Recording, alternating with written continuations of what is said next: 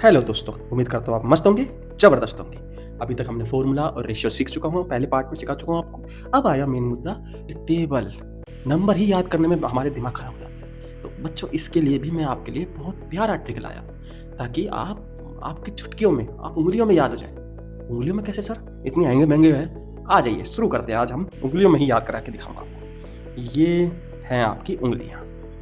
कुछ नहीं करना आपको आज सिंपल सा आपको याद रखना है। साइन थीटा से शुरू करते हैं। सबसे पहले सारी उंगलियों का नंबर दे दो। 0, 30, 45, 69, यही तो है। 0, 30, 45, यही है हमारे पास। तो हमने अपनी उंगलियों को दे दिया। तो इसमें क्या करना है, बॉटम फिंगर्स की हमारे जो 0 है तो इसके नीचे कितनी उंगलियां हैं उसको गिन के सिंपल उसका रूट करना है, और बाई 2 डिवाइड बाई 2 को रूट नहीं करना, सिंपल डिवाइड करना है। आगे देख लेते हैं।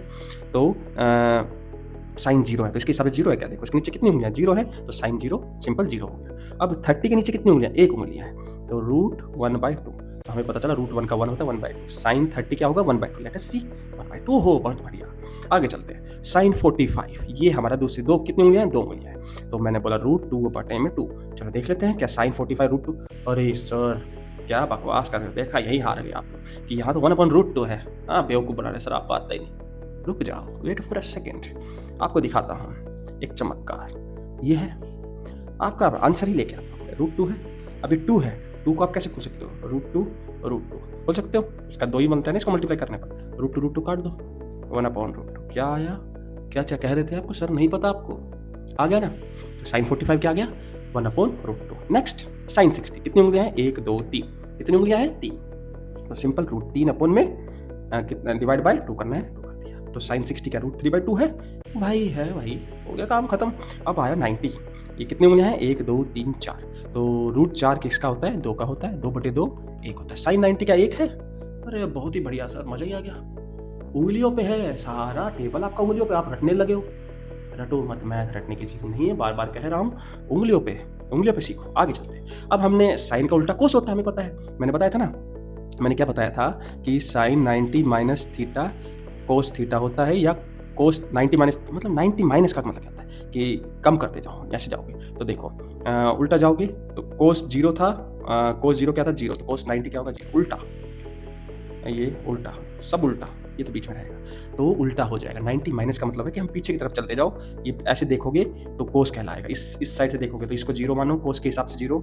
ये 30, ये 45 का 40, ये 60, ये 90। तो ये क्या हो जाएगा, कोस। तो हम यहाँ भी उल्टा चले तो यहाँ उंगलियों में उल्टा करेंगे। अभी नीचे देख रहे थे, हम ऊपर से देखेंगे तो यहाँ क्या है, 2 फिंगर्स। देखो सिंपल कह रहा है, यहाँ साइन, यहाँ पर हम उल्टा इसको 0 ले लेंगे, 0 इस तरह।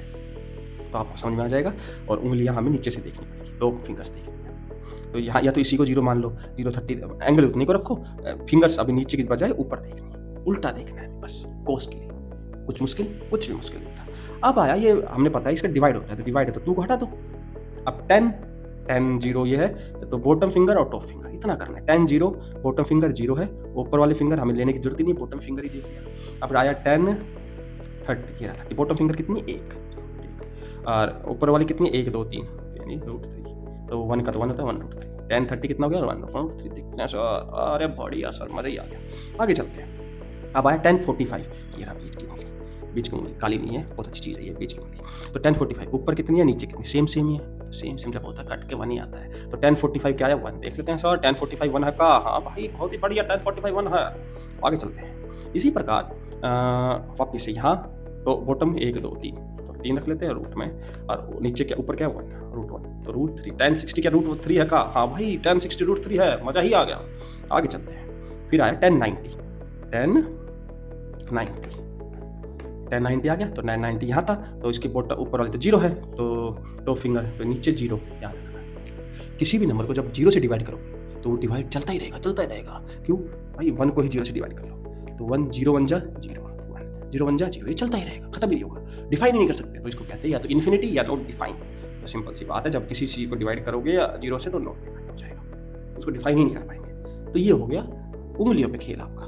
कोई आया, मैंने बोला ना कोई इंटेलिजेंट लड़का है, बोला सर क्या कुछ चीज़ पढ़ाई, कोई दम वाली चीज़ सिखाओ, हमें दिमाग यूज हो। चलो उस इंटेलिजेंट आदमी के लिए थोड़ा दिमाग लगा ही देते हैं। जो साइंटिस्ट थे उन्होंने सोचा कि सबसे छोटा साइड कितना हो सकता है। कोई भी हम जो नॉर्मल टेबल ले रहे हैं, ऐसा नहीं है। हाँ, एक और बात बच्चों, ये ज़रूरी नहीं है बिल्कुल भी कि 0-15 एंगल हो ही नहीं, ये आपके लिए स्टैंडर्ड एंगल्स बना रखे हैं। इसके नीचे एंगल sin 10 भी होता है, इनके बीच में ही होगा कोई वैल्यू, 0 और 0.5 के बीच में ही वैल्यू होगी कुछ उसकी, क्योंकि एंगल बीच में तो एंगल वैल्यू होगी, पर ये आपके बेसिक के लिए है, तो आपके लिए इतना डीप में जाने की जरूरत नहीं है। तो ये जो स्टैंडर्ड्स एंगल है, इन स्टैंडर्ड एंगल के जब उन्होंने देखा कि सबसे छोटी साइड क्या हो सकती है, तो उन्होंने कोई एक चीज़ भी ली, तो उन्होंने 2 ट्रायंगल बनाए। पहला ट्रायंगल था 30-60 वाला, तो उन्होंने देखा सबसे छोटी, आप उसको नाप तो सकते नहीं है, तो उनको नाम दे दिया यूनिट आपकी मर्जी, सेंटीमीटर, मिलीमीटर, कुछ भी हो। तो उसमें बोला, एक को मैंने 2 माना, 60।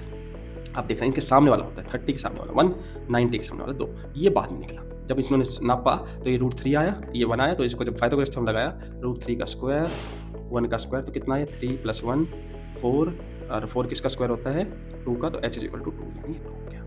ये हो गया। इसी प्रकार यहाँ पर 45 तो सिंपल सेम एंगल है, तो मैंने 1 1 मान लिया, इसका 90 डिग्री पाइथागोरस थ्योरम से ये आ गया। तो ये हमारे सारे एंगल हो गए 90, 60, 30, 45 सारे हो गए। 0 सर, 0 का मतलब 0 होता है एक सिंपल सी लाइन, 0 मतलब कुछ एंगल है ही नहीं, तो सिंपल लाइन भी गलत बोलते हो तो 180 होता है, तो 0 मतलब कुछ है ही नहीं, उसको मानो मत।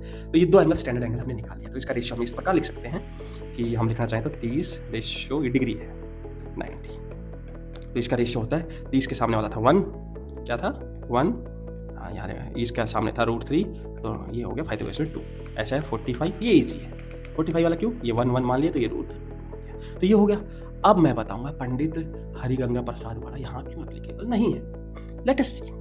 आप बोल रहे हो पंडित P यानी परपेंडिकुलर, मैं बोलता हूँ भाई sin 60, पहले हाँ एक बार 60 का देख ले, sin 60 क्या होता है, पहले sin का रेशियो क्या होता है, सामने, sin का मतलब सामने, O, और उसको किससे कंपेयर करते हैं h से, तो O हमारा √3 है, sin 60 √3/2, क्या sin 60 यही है, लेट अस सी, sin 60 √3/2 हमारा सही आया भाई। तो मैंने कहा था ना जो एंगल नापना है वहीं खड़े हो जाओ। अब मेरे को 30 नापना है, मैं यहाँ खड़ा हूँ।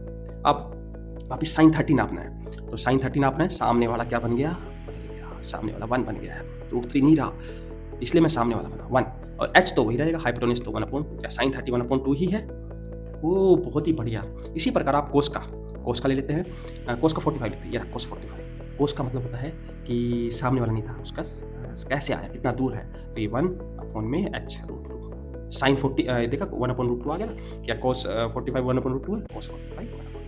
तो इसी प्रकार आप रेशियो की मदद से इस रेशियो और इनकी वैल्यू की मदद से आप टेबल में कुछ भी निकाल सकते हैं। बोला सर कितना घुमाओगे, बताओ तो पंडित वाला क्यों नहीं ले, परपेंडिकुलर क्यों ना लें, देख लेते हैं। अब आपको बात आई 90 निकालने की, ये रहा 90, sin 90 निकालना है। साइन का मतलब मैंने क्या बोला था, सामने वाला।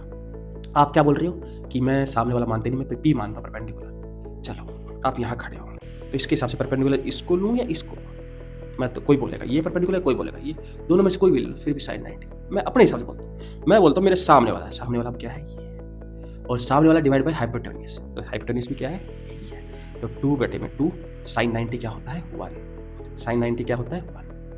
तो इसलिए मैं पंडित वाले को नहीं मानता, ये अकेला एक्सेप्शन है जिसकी वजह से हम sin 90 इन फॉर्मूले में नहीं निकाल पाते। तो आप समझ रहे हो, तो इसलिए sin 90 नहीं निकाल पाते। इसी तरह आप कोई भी tan 90 लगा लो, tan 90 चलो अनडिफाइन होता है, cos 90 लगा देते हैं, cos 90 है।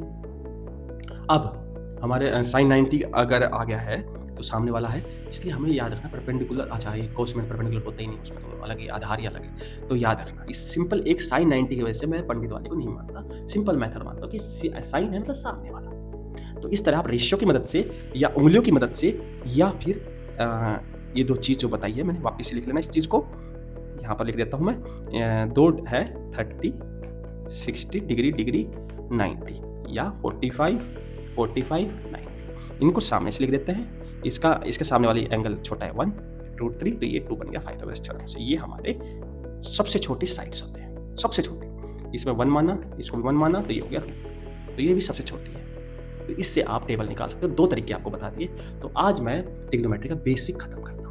पहला बेसिक हमने कहानी से सुना कि सामने देखा, बिल्डिंग देखी मुझे, और देखा कितना लंबा है, तो हाइपोटेन्यूज मेरी नाड़ कितनी ऊंची थी, वो थीटा उठ गया, सामने था तो ओ था, और अपन हाइपोटेन्यूज हो गया तो साइन हो गया, साइन मतलब सामने, कोस यानी कैसे आया, कैसे यानी कितना दूर खड़ा हूँ कि बिल्डिंग छोटी बड़ी कैसे हो रही है, मैं ज़्यादा दूर जा रहा हूँ तो छोटी हो जाती है, पास जा रहा हूँ तो बड़ी हो जाती है, तो नीचे वाला कम हो रहा है ना, कम ज़्यादा हो रहा है, तो एडजेसेंट अपॉन में h, हाइट उसी हिसाब से छोटी बड़ी दिख रही है हमें, तो एडजेसेंट अपॉन में हाइपोटेन्यूज h, तब हमारी मुंडी इतनी एंगल बना रही है। 10 बोला 10 में से 10 तब दूंगा जब इस हाइपोटेन्यूज को हटा दो, यहाँ सबसे लंबी साइड हटाओ इसको, तो सीधा बोला O/10 वो अपॉन ए या बेस, सामने वाला अपॉन में बेस लगा लो, आपका 10 हो जाएगा। कोई बोलता है इसका उल्टा करो, उल्टा कर दो फिर भाई, सेक का साइन का होगा कोसेक, कोस और कोसेक की बनती नहीं क्योंकि दोनों कोस को आगे COS है, कोस का उल्टा होगा सेक, टेन का होगा कोट क्योंकि 10 में टी आगे है, कोट में टी पीछे है। इस तरह आप याद कर सकते हैं। और फॉर्मूले के लिए वो हेक्सागोनल याद करो, उसमें लिखो और आपका सारी फॉर्मूले आ जाएगी। और यहाँ पर टेबल के लिए आपके हाथ नहीं तो आपका दिमाग और तेज करना है दिमाग को, इस टेबल के थ्रू, रेशियो के थ्रू आप, और रेशियो को मिला के एंगल के साथ आप कोई भी टेबल, पूरा टेबल बना सकते हैं। तो आज के लिए यहीं खत्म होता है ट्रिग्नोमेट्री के बेसिक।